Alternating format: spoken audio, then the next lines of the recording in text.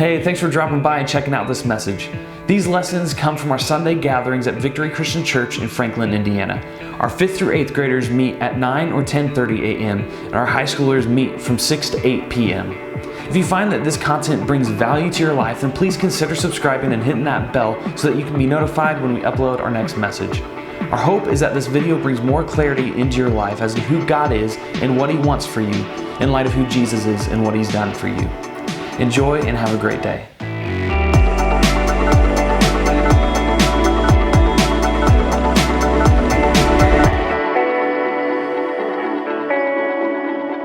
So we're kicking off this new series called At Odds. And I absolutely love this series and I love this idea because you don't have to be a nerd to I'm kind of a nerd when it comes to this stuff. I like exploring all the little details and like the questions and the analytics of, you guys ever heard the word apologetics? It doesn't mean apology, okay? It's not like another word for I'm sorry. Apologetics is the study of the defense of your faith. So, sorry, I just spit on you just then. I'm still catching my breath a little bit, so you got a couple feet there of like a spit catcher. But apologetics is the defense of the faith. It's knowing all the arguments that people will present to tear down your faith. Right? How many of you've ever heard a question, or you've heard somebody poke fun at the Christian faith as a way to say that it's not real? Right? They said something or brought up a point, and they're like, how can God be real if ... Or how can you believe in ... And people will ask you questions or say things that are meant to tear down your faith, right? And I love this series because we're going to look at some things that seem to be at odds against each other, which means they have conflict against each other. And we're going to talk about how these things actually don't have to be at odds. There are questions and there are things that people will bring up as a way to break down your faith and show you how useless it is. And I wish we could just have a whole series that was a year long that studied all of those questions and all those arguments. We just don't have the time for it in a setting like this. But we're going to talk about one of the things that I think is one of the biggest obstacles to faith for students. And so we're going to talk about this series, and I just can't wait. I'm glad that you guys are here this morning. How many of you are excited to be here today? Yeah. Yes. So this is going to be a good series. Thank you for being here. I hope it's valuable to you. I hope you walk out of here at the end of this series knowing how to defend your faith when it comes to this stuff. Okay? So I mentioned already, this series is called At Odds. And we need to talk about something that gets us all on the same page, okay? Because right now, and what's been going on for decades and even longer than that, hundreds and hundreds of years, there's been this question and this idea that there's these two things that cannot work together. Two things that are at odds with one another. And that is faith and science, right?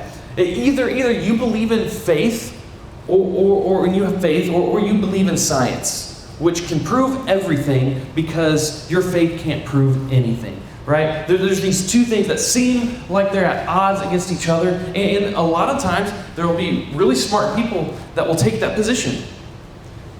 But as we study this series, hopefully we'll unpack this and see that, while it can seem that science and faith are completely at odds against each other, there's perfectly reasonable explanations and ways that you can still have a strong faith and a strong belief in science, okay? Do you guys believe me?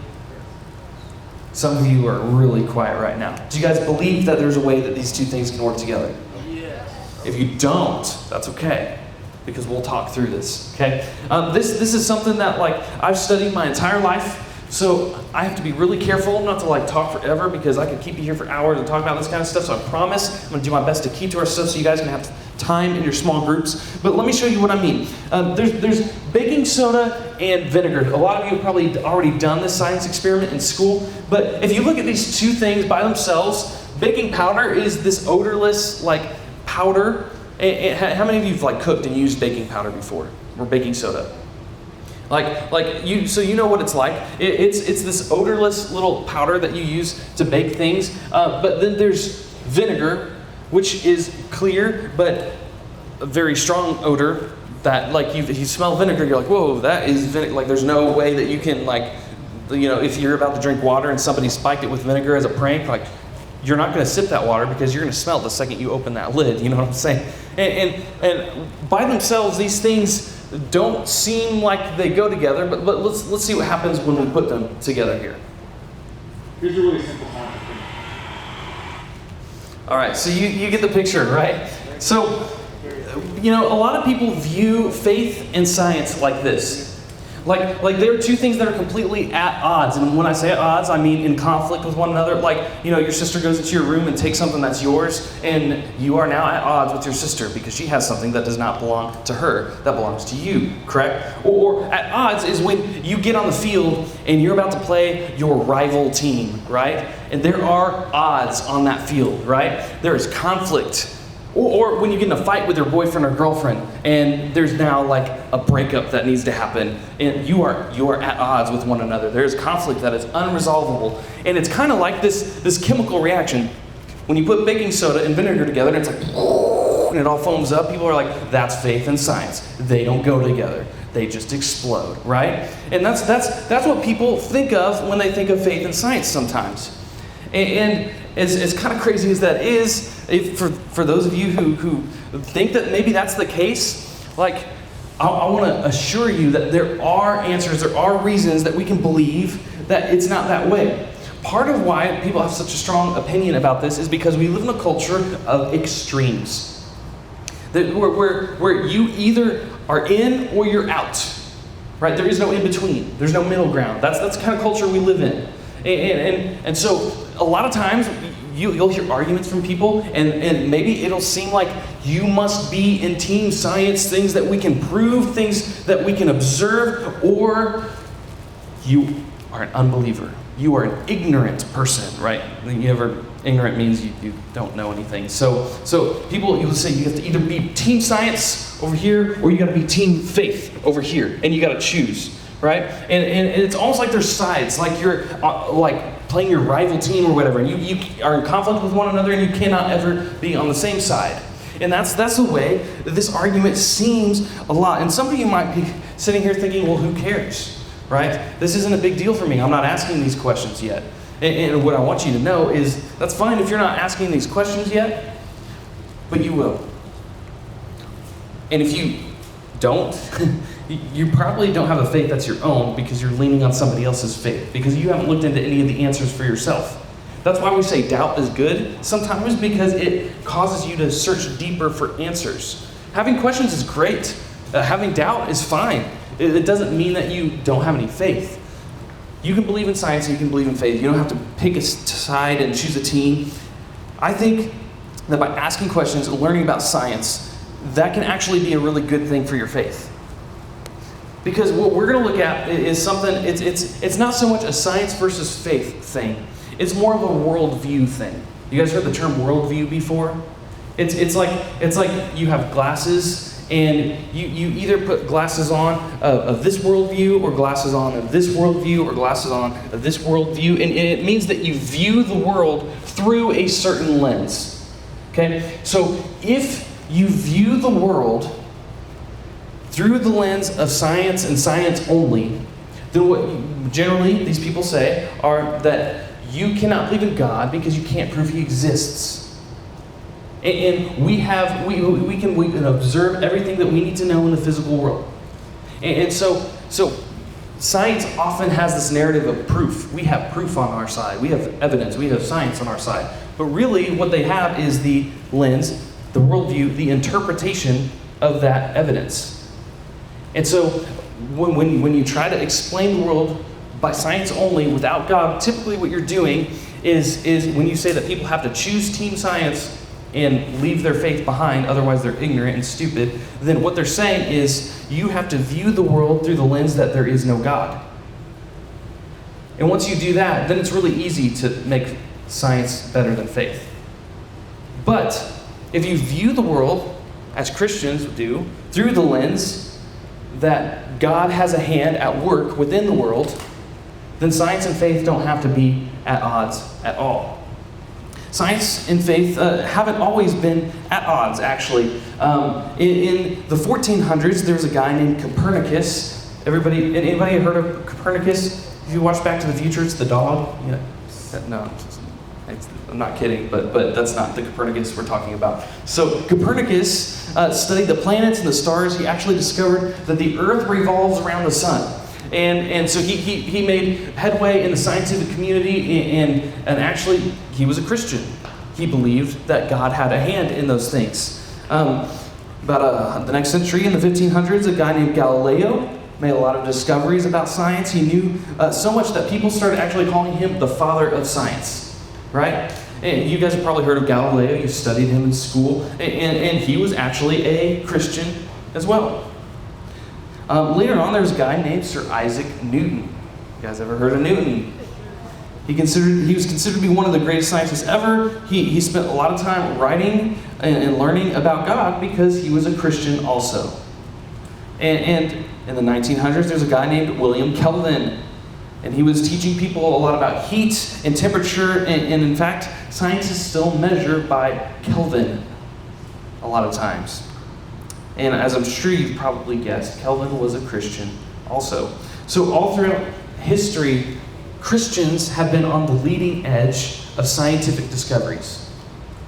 So I say that to say this, that science, a lot of times you'll hear the narrative that faith is stunting science. That because of people's faith, we can't actually progress in science anymore because we're believing in fairy tales.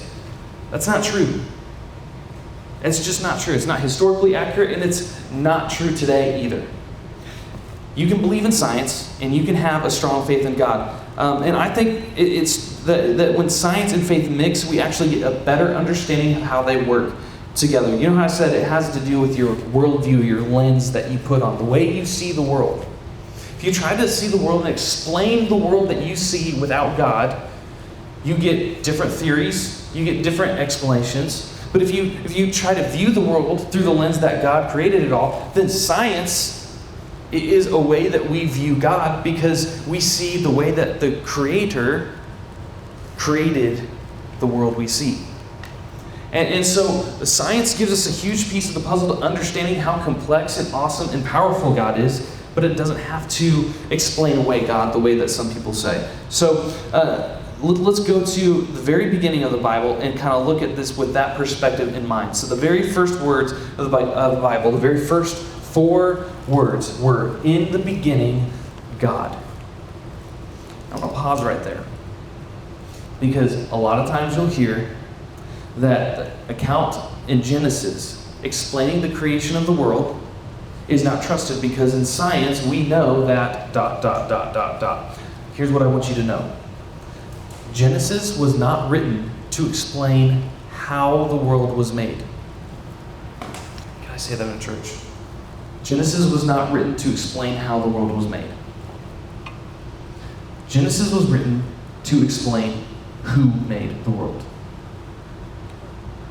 So, with that in mind, in the beginning, God created the heavens and the earth. In the beginning, God created the heavens and the earth. Everything that you see right now, everything that's around you, everything that has been made by man came from elements that God created. Everything that we study in nature, everything that we look through the Hubble telescope and see throughout the universe was created by God. And now, the Bible doesn't explain how all that works scientifically and all this kind of stuff, and that's not the point. That's not what it was trying to do. So when you try to take the Bible and explain science, that's not what it's trying to do. So you're probably not going to get the answers that you're looking for if you're looking for scientific answers. And in fact, maybe God didn't want the Bible to be read like one of your school textbooks. And in fact, I think God gave us the Bible and gave us the account in Genesis, as we see of the world's origins, the creation of the world. I think He gave that to us so that we can see the story of how He is pursuing us, how the Creator pursues His creation, just like we sang about just now. Just like we talk about every other week, God created the universe He created everything that we see. And He created you and me in His image because He had a very distinct purpose in mind. And the account in Genesis starts the story that tells how God pursues us from the beginning. And that He loves us and has always loved us since the beginning. The entire universe and everything in it is God's creation. And I think that learning about creation can teach us a lot about the Creator. It's kind of like, the saying that like art, if you study the art, you'll get to know the artist better. Right? It's like if you listen to your favorite band or your favorite like songwriter, then after a while you start to see the world the way that they see the world because you're being influenced by their writings. You're seeing how they view the world. You're getting to know the artist by their art. And the same is true when we study science, when we study the world around us, when we study creation.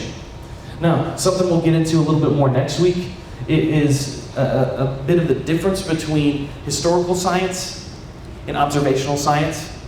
So, historical science is when we theorize about how things came to be because of what we observe today in science. Observational science is something that you can put in the lab and study right now. And that's what we've learned a lot about the world around us. But there is a distinction between historical science and observational science. And we're going to get into that a little bit more next week, and hopefully we answer some more of your questions. But here's what we do with this. Because if learning about the creation can teach us about the Creator, then how do we go about approaching science and faith in the same sentence, in the same world, in the same conversation, in the same belief system, in the same worldview? How do we go about this? So first, I think you have to be comfortable asking tough questions. Okay? For a long time, there were Christian leaders in the church that meant well and still mean well. And sometimes people ask tough scientific questions. And I can tell you that I'm not a scientist. I don't have a biology degree. I don't have a chemistry degree. I don't have any of that kind of stuff. I have a Bible degree. But I've studied a lot of science through the lens of how God created the world. And so I can give you some answers, but I can't give you the detail that like a scientist could give you. So a lot of times people will ask tough questions, and sometimes in church, people have shied away from answering those because they don't know how to answer them. But it doesn't mean there aren't answers. Okay? And tough questions, like I said earlier, can actually increase your faith because it causes you to dig deep and find these answers. And I can promise you, if you ask me or any of the other adults in the room a question that they don't know the answer to, we can go find the answer. And we can learn together. Okay? So we can't be afraid to ask tough questions. We got to get comfortable with that. Second, we can look for answers to our questions by learning about God. For example, did you know that when a baby is born, they can only see a short distance away? They can only see like the face of their parents as they're being held. And the way I look at that through my lens as a Christian is that God had something very important in mind for family and the importance of family. Because otherwise, I think babies would be able to see everything when they came out. But God knew it was most important just for that baby to not be overwhelmed, but to see the love coming from their parents. And then as time goes on, their eyesight develops, and I think that's just how I choose to look at that. Or did you know that the nerves in the body could stretch hundreds and hundreds of miles? Now, I think that shows us something about the way God views the details of who we are. He went into such detail in creating us. I don't think that happens by accident. Those are just a couple of examples. But what I'm trying to demonstrate is that learning about God can actually inform the way that you see the world around you. And three, talk to older, wiser adults, because they've probably had these questions before at some point, and they've gotten answers, and they're still here, and they believe in God, and they have a strong faith, and they still believe in the awesomeness that is science, right? So these two things don't have to be at odds against each other. Learning about creation can teach us a lot about the Creator. So as you guys get ready to go to small groups, I want you to think of this question. What's one thing I've learned about creation that makes me appreciate the Creator? Okay, what's one thing I've learned about creation that teaches me and helps me appreciate the Creator? I'm going to pray, and you guys will be dismissed to your small groups.